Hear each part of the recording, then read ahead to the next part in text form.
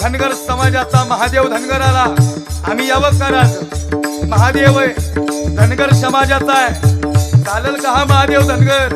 हे महादेव, माणूस जातीवरून श्रेष्ठ नाही ठरत, माणूस त्याच्या कर्तृत्वावरून श्रेष्ठ ठरतो.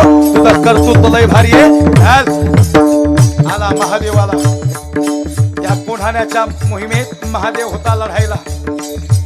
या अमृतेश्वर मंदिरावर जाताना, या सिंहगड किल्ल्यावर जाताना यात महत्वाची भूमिका या माणसांची आहे. आणि मग राहिलं स्वराज्य उभं. आई साहेब जिजाऊ सांगता शुभा. म्हणून मला असं वाटतं 18 पगड जातीन 12 बोलतेदार, एक संघान महाराष्ट्र उभा राहिला.